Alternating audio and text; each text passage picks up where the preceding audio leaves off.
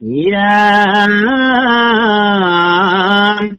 হে কৃষ্ণ কৃষ্ণ মহা কৃষ্ণ নিৰঞ্জন সমস্ত আত্মা হৰি কমল নয়ন শিশু পুত্ৰ হমে আত পায়ু মহাক্লেশ হৰণে পখিলো প্ৰভু ৰাখিকেশ।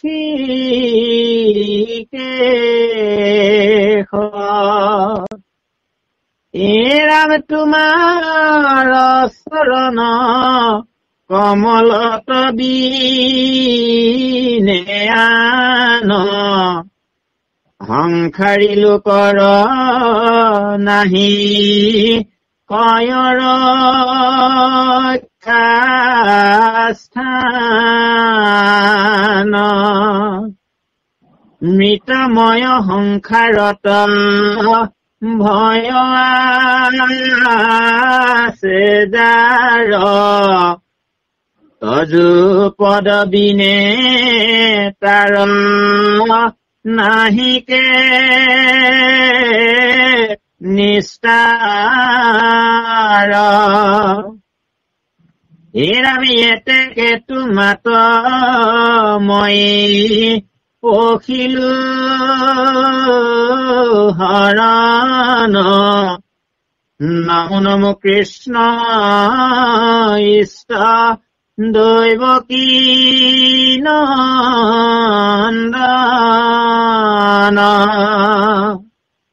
তুমি বিনে মোৰ প্ৰাণ বন্ধু নাহিয়ান অনাথৰ নাথ প্ৰভু কৰা পৰিত্ৰাণ।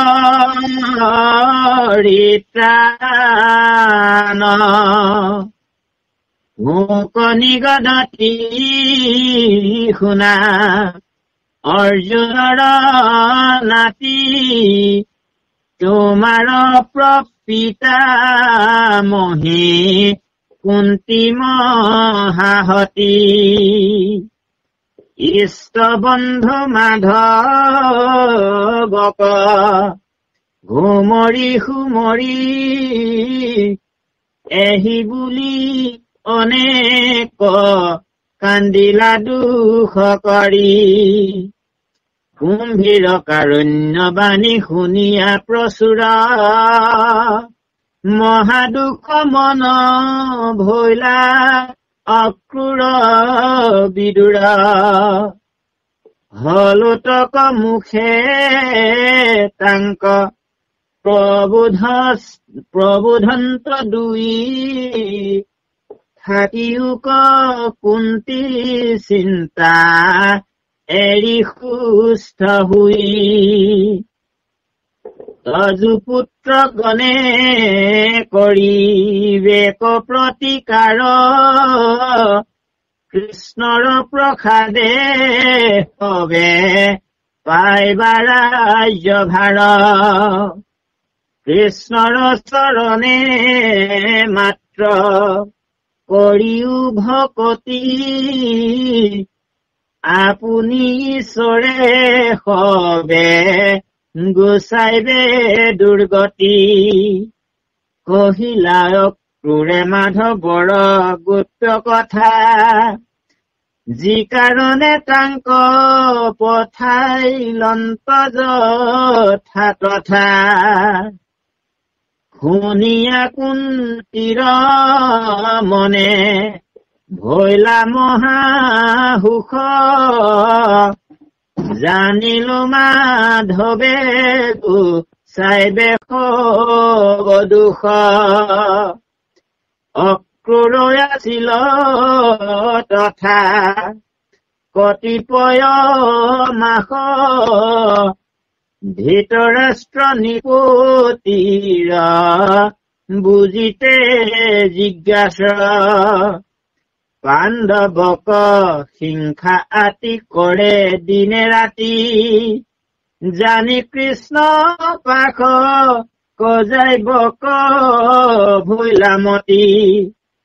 কৃষ্ণ কৃষ্ণ কৃষ্ণ কুন্তীয়ে কি কৰিলে, এই অক্ৰূৰৰ আগত ভগৱন্তক কেনেকে স্তুতি কৰিছিল সেই কথাখিনি সুন্দৰভাৱে নিবেদন কৰিছে। হে কৃষ্ণ কৃষ্ণ মহাকৃষ্ণ নিৰঞ্জন। কৃষ্ণ আমি সকলোৱে জানো দ্বাপৰ যুগত ভগৱন্ত কৃষ্ণই দ্বাপৰ যুগৰ শেষত পূৰ্ণ ব্ৰহ্মৰূপে কৃষ্ণ জন্ম হ'ল। এইটো প্ৰথম কৃষ্ণ। কাৰণ জন্ম হৈয়ে বসুদেৱ দৈৱকীক চতুৰ্ভুজৰ ৰূপে দেখুৱাইছে। কৃষ্ণ ৰূপে দৈৱকীত ভৈলা অৱতাৰ, শংখ চক্ৰ গদাপদ্ম কৰত তোমাৰ। আৰু পিতৃৰ আগত যেতিয়া পিতৃৰ আগত তেওঁলোকৰ পূৰ্বজন্মৰ গোটেই কথাখিনি কলে, তেতিয়া কংসৰ ভয়ত কলে আপুনি হে প্ৰভু তুমি এই ৰূপ সম্বাৰণ কৰা। আৰু তেতিয়াই পুনৰ দ্বিভুজ ওলাইছিল দ্বিতীয় কৃষ্ণ। আৰু মহাকৃষ্ণ এই কথা আপোনালোকে সকলোৱে জানে। কাৰণ বিপ্ৰপুত্ৰ অনয়নৰ সময়ত কৃষ্ণ আৰু অৰ্জুনে কাৰ ওচৰত গৈছিল? সেই মহাকৃষ্ণৰ ওচৰলৈ গৈছিল। সেই হ'ল মহাকৃষ্ণ। কাৰণ সেইকাৰণে মহাকৃষ্ণই কৈছিল তোমালোক দুয়োজন নৰ আৰু নাৰায়ণ মোৰ ৰংগে ভৈলা অৱতাৰ।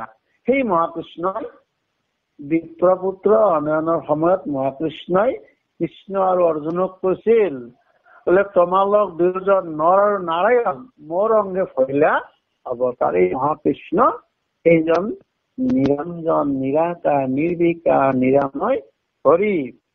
সমস্তৰে আত্মা হৰি কমল লোচন। কাৰণ সমস্তৰটো আত্মা হৰি। তাকেই গুৰুজনে আমাক লিখিলে সমস্ত জীৱৰে তুমি প্ৰাণবল জগতকে আছা ধৰি ত্ৰাহি দেৱ দামোদৰ যাদৱানন্দন দীনদয়াল দৰ্শনী। কাৰণ সমস্ত আত্মা তেওঁ। কাৰণ ভগৱন্ত সমস্ত জীৱৰ একমাত্ৰ তেওঁ আত্মাস্বৰূপ। কাৰণ আমি সকলোৱে কাৰ অংশ? তেওঁৰ অংশ। কাৰণ তুমি নিত্য নিৰঞ্জন নাৰায়ণ, আমি অংশ তোমাৰ তেওঁৰ অংশ। কিয়? তেওঁ আত্মাস্বৰূপ। কাৰণ যত জীৱ জংগম কীট পতংগম অগ নগ জগতেৰি কাৰা, জগতেৰি কায়া।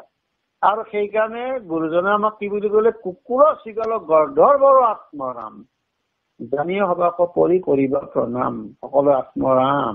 কাৰণ ভগৱন্ত আত্মাৰাম হিচাপে আমাৰ সকলোকে মানে চলাই আছে।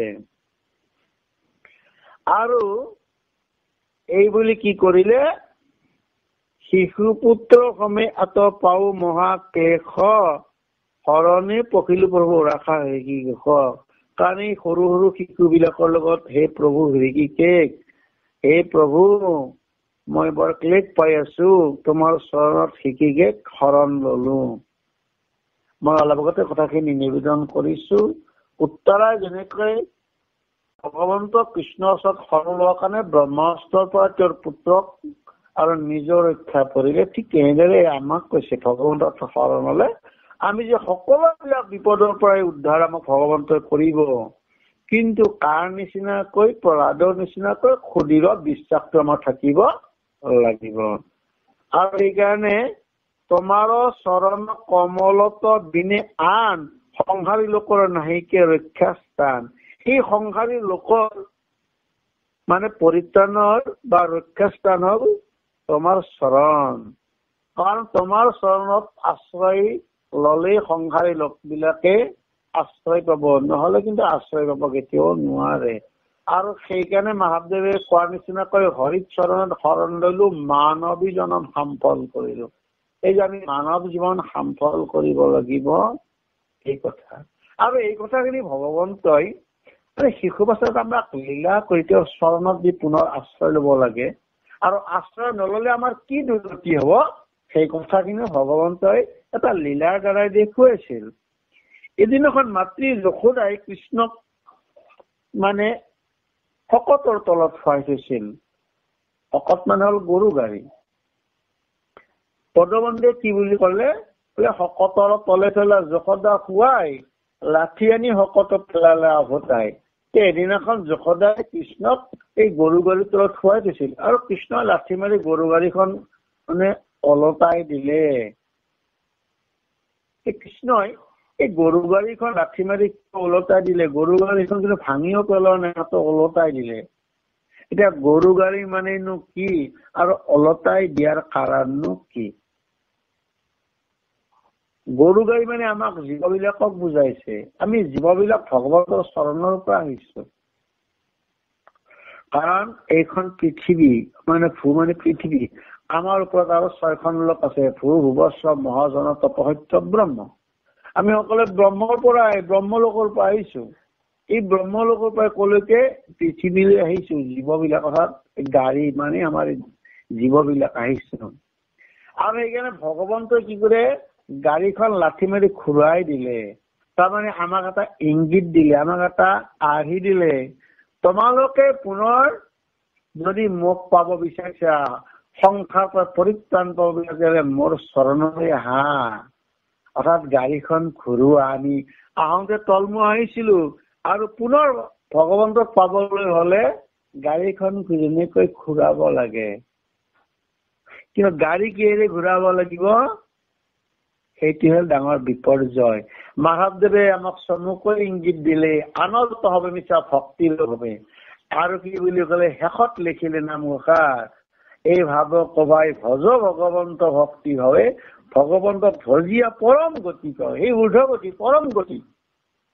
আমি যেতিয়া পৰম গতি ভগৱন্তৰ চৰণলৈ যাবলৈ হলে আমি আমাৰ গাড়ীখন ঘূৰাব লাগিব।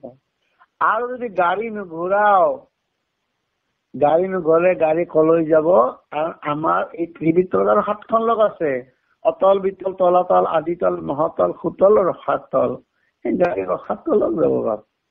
আৰু সেইকাৰণেই কথাখিনি, হে প্ৰভু তোমাৰ চৰণ কমলত বিনি আন সংসাৰী লোকৰ নাহিকে ৰক্ষাস্থান। কাৰণ ভগৱন্তৰ চৰণৰ বাহিৰে আমাৰ ৰক্ষাস্থান নাই। আৰু যে কৃষ্ণৰ চৰণত শৰণ ললে তেওঁ নিশ্চয় ৰক্ষা পাব। মৃত্যুময় সংসাৰত ভয় আছে যাৰ, অজুপদ বিনে তাৰ নাহিকে নিষ্ঠাৰ। অৰ্থাৎ সংসাৰলৈ আহিলে জীৱবিলাকৰ, কাৰণ দেহবিলাকৰ যি মৃত্যু আছে কিন্তু আত্মাৰ বিনাশ নাই। কাৰণ আমি এদিন, কাৰণ পুনৰ জনম পুনৰ মৰণম, যিৱেই আমাৰ এই দেহ ধাৰণ কৰি এদিন মৃত্যু হয় আৰু এদিন আমি পুনৰ জন্ম লয়। কিহৰ কাৰণে? কৰ্মৰ ফল অনুযায়ী। সেইকাৰণে এই সংসাৰৰ মৃত্যুৰ পৰাই নিষ্ঠাৰ পাবলৈ হলে আমি কি লাগিব? তেওঁৰ চৰণৰ মানে পদৰ বিনে আমাৰ গতি নাই। সেইকাৰণে গুৰুজনাই আপোনালোকে জানে পদচন্দে ভাগৱত আৰম্ভ কৰিছে। কিয় পদচন্দে আৰম্ভ কৰিলে? পদ্ম চৰণ, তেওঁৰ চৰণত সকলোৱে আশ্ৰয় ললেহে আমি যে সকলো সংসাৰী লোক বিলাকে যে পৰিত্ৰাণ পাব পাৰিম। সেইকাৰণে গুৰুজনাই এই ভাগৱত, কাৰণ বৈকুণ্ঠৰ কল্পৰ ভাগৱত পদচন্দে আৰম্ভ কৰিছে। অতি তাৎপৰ্যপূৰ্ণ কথা। কাৰণ তেওঁৰ চৰণত শৰণ ললে আমি সংসাৰী লোক বিলাক অনায়াসে অপ্ৰয়াসে আমি এই সংসাৰ সাগৰত আমি তৰি যাব আমি পাৰিম। আৰু কি বুলিকে, এতেকে তোমাতো মই পখিলো শৰণ, নমো নমো কৃষ্ণ ইষ্ট দৈৱকী নন্দন। সেই দেৱীনন্দন কৃষ্ণ তোমাৰ চৰণত শৰণ, নমো নমো। নমো নমো বুলিকে, নমো নমো মানে হল আমাৰ নমে ইতি নমো। নম মানে হল অহংকাৰ বিলাক নাইকিয়া হওক। হে প্ৰভু তোমাৰ চৰণত মই শৰণ দেৱকী নন্দন। আৰু তুমি বিনে মোৰ প্ৰাণপণ নাহি আন, অনাথৰ নাথ প্ৰভু কৰা পৰিত্ৰাণ। ভগৱন্ত হল প্ৰাণ বন্ধু, মোৰ প্ৰাণ বন্ধু। যিয়ে ভগৱানক প্ৰাণ বন্ধু বুলি ভাবিব পাৰে সেইজনে অপ্ৰায়াসে আমাৰ সংসাৰ কৰিব পাৰে। আৰু যিবিলাকে মোৰে জীৱনৰে সখা কৃষ্ণ, মোৰে জীৱনৰে সখা কৃষ্ণ বুলি যি ভাবিছে, আমাৰ গানত আমি সকলোৱে গাই থাকো, শুনো, মোৰে জীৱনেৰ সখা কৃষ্ণ এই বুলি ভাবি। কুন্তীয়ে এই গানটো যি গাইছিল কিয় গালে কোনে কাৰ পৰাই ললো আমি এইবিলাক কথা আমি জানিব লাগে। আমাৰ জীৱনৰ প্ৰাণ সখী হল ভগৱন্ত কৃষ্ণ, এই কথাবোৰ অনুভৱ হব লাগিব। আৰু তেওঁ কি অনাথৰ নাথ, আমিতো অনাথ, তেওঁ মাত্ৰ নাথ, জগতৰ পৰম ব্ৰহ্ম ঈশ্বৰ। কাৰণ আমি তেওঁ গতি দিলে আমি গতি বৰ্ণন কৰো, তুমি অগতিৰ গতি, কাৰণ আমাৰ কোনো গতি নাই। হে প্ৰভু নাথ, আমি অনাথ বিলাকক তুমি ৰক্ষা কৰা। শুক নিগদতি শুনা অৰ্জুনৰ নাতি, তমাত প্ৰকৃতি মাহি কুন্তি মহা সতী, ইষ্টবন্ধু মাধৱক সুমৰি সুমৰি, এহি বুলি অনেক কান্দিলা দুখ কৰি। এই কথাখিনি অৰ্জুনক কৈ আছে। কাৰণ ইষ্টবন্ধু ভগৱন্ত মাধৱৰ বাহিৰে যে আৰু একো কথা নাই, এই কথাখিনি ভগৱন্তই মানে এই অৰ্জুনৰ নাতি হল পৰীক্ষিত। এই পৰীক্ষিত অৰ্জুনৰ নাতি শুকে এই পৰীক্ষিতৰ আগত সুন্দৰভাৱে কথাখিনি কৈ আছে। এৰে কেনেকৈ কুন্তীয়ে মহাসতীয়ে কেনেকৈ ভগৱন্তক মানে স্তুতি কৰিছিল।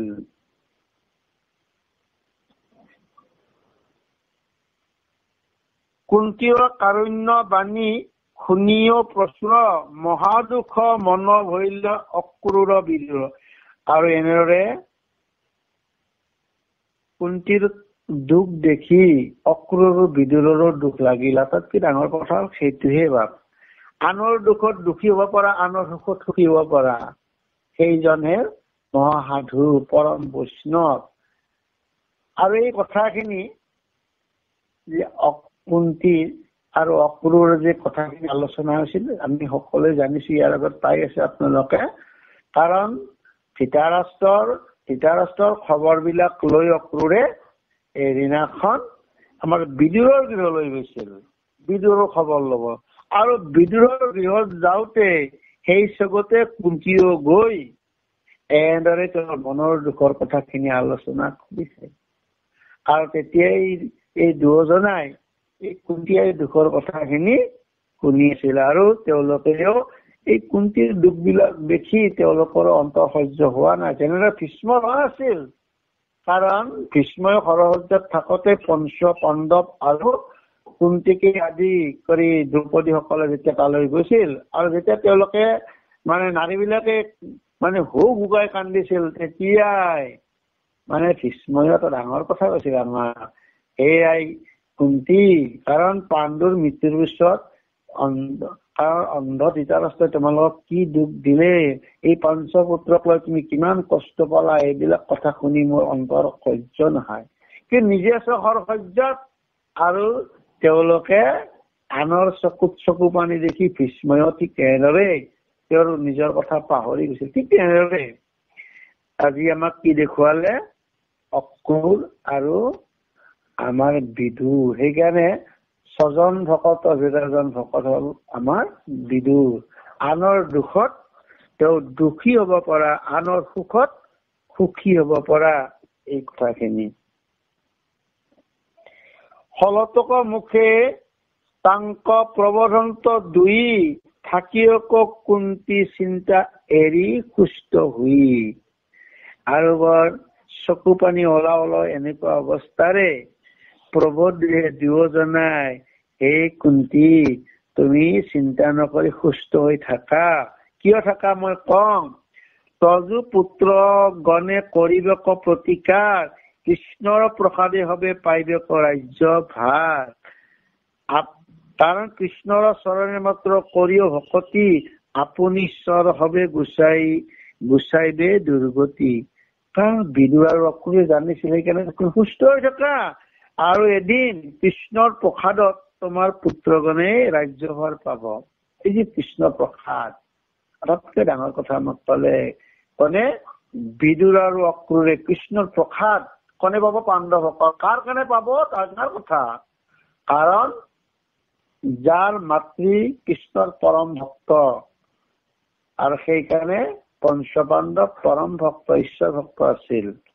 সেইকাৰণে তেওঁলোকে কৃষ্ণৰ প্ৰসাদ প্ৰসাদ ত মানে সতগুণ, ক্ৰি মানে ৰজগুণ, তি মানে তমগুণ, প্ৰকৃতি মানে তিনিও গুণটা লগ লাগি হল প্ৰকৃতি হয়। ইয়াত প্ৰসাদত কি আছে মানে সতগুণৰ জৰিয়তে আমি প্ৰবৃষ্ট হব লাগিব কি কায় বাক্য মন।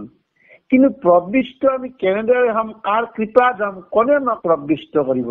যেনেদৰে আমি আমাৰ দেহটো শুদ্ধি কৰিবলৈ হলে মাটি পানী লাগে, ঠিক তেনেদৰে আমি আমাৰ এই শৰীৰটো প্ৰবৃষ্ট কৰিবলৈ হলে, আমাৰ কায় বাক্য মনক প্ৰবৃষ্ট কৰাবলৈ আমি কাৰ হয় লাগিলেও, সেইকাৰণে হা মানে সাধুৰ সংগ,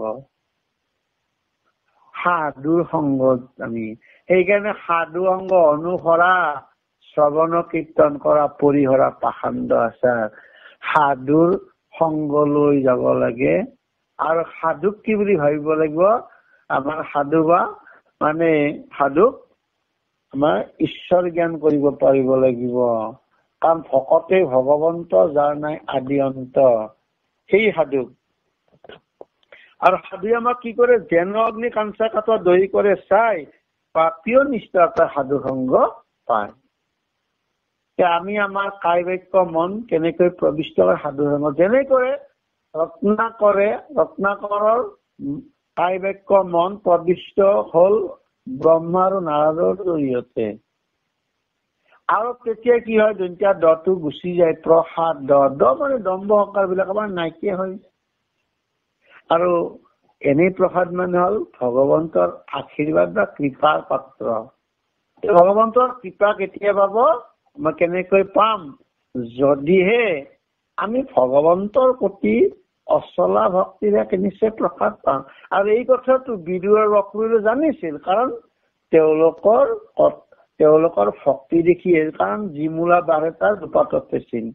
কাৰণ এইবিলাক, কাৰণ বিদুৰ আছিল আমাৰ ত্ৰিকালজ্ঞ, সেইকাৰণে বিদুৰে গোটেই কথাবিলাক জানিছিল। আৰু অক্ৰূৰ কথাটো কব নালাগে, যাৰ মনত অকৰ্ণ ক্ৰূৰ ভাৱ নাই। আৰু সেইকাৰণে এনেদৰে কথাখিনি কব নিবেদন কৰিব পাৰিলে। আৰু কি বুলি কলে, এতিয়া কহিলা অক্ৰূৰে মাধৱৰ গপ্য কথা, যি কাৰণে তাংক পঠাইলন্ত যথা তথা।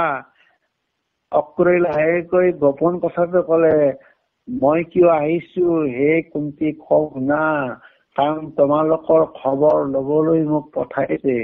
আৰু ইয়াৰ পাছত কৃষ্ণই যে প্ৰতিকাৰ কৰিব বুলি মোক কথা দি থৈ দিছে, মাত্ৰ মোক খবৰটোহে লব দিছে। কি এই গপ্য কথা মই কম, মই এই কথা মই আনক কোৱা নাই, তোমাক কলো মাত্ৰ গোপন কথা।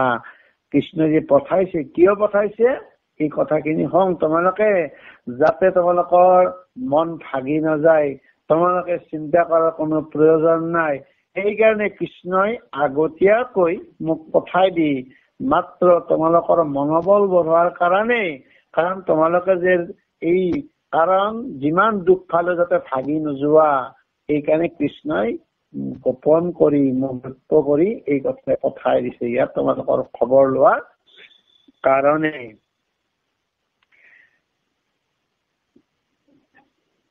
শুনিয়া কুন্তীৰ মনে ভৈলা মহা সুখ, জানিলো মাধৱে গুচাইবে হবে দুখ। আৰু এই কথা শুনি কুন্তীৰ মহা সুখ হল, কাৰণ জানিলে কি মাধৱে যে এই সমস্ত সংসাৰৰ দুখ বিলাক গুচাব তেওঁ বুজি পালে। কাৰণ ইতিমধ্যে বুজি পাইছে, কাৰণ জগতৰ ঈশ্বৰ আৰু যাৰ অচলা ভক্তি আছে নিশ্চয় ভগৱন্ত, কাৰণ ভক্তৰ ভগৱন্তই নিশ্চয় ৰক্ষা কৰিব। যেনেদৰে আমি জানো, কাৰণ ভগৱন্তই প্ৰতিজ্ঞা উলংঘ কৰিও ভকতৰ অৰ্থাৎ ভীষ্মৰ প্ৰতিজ্ঞা ৰক্ষা কৰিছিল ভগৱন্তই। কাৰণ ভক্তৰ যে ভগৱান এই কথা তাৰ আমাক প্ৰমাণ কৰি দেখুৱাইছে।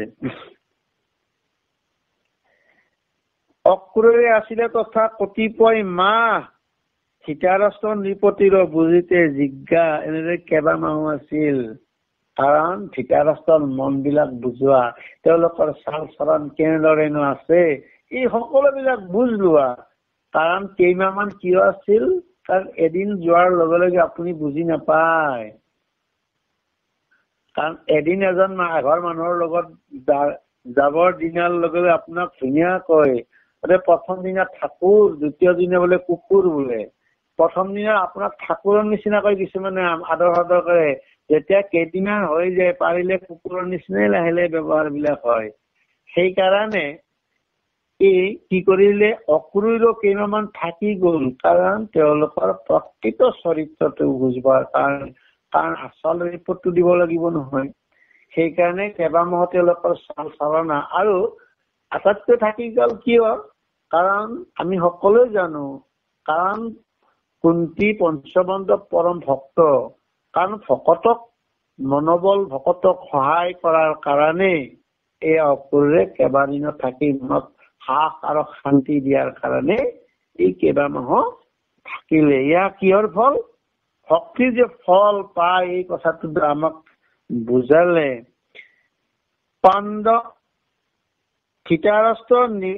কৃষ্ণ কৃষ্ণ পাণ্ডৱক সিংহা আতি কৰে দিন ৰাতি, জানি কৃষ্ণ পাহক যাইবাক ভৈলা মতি।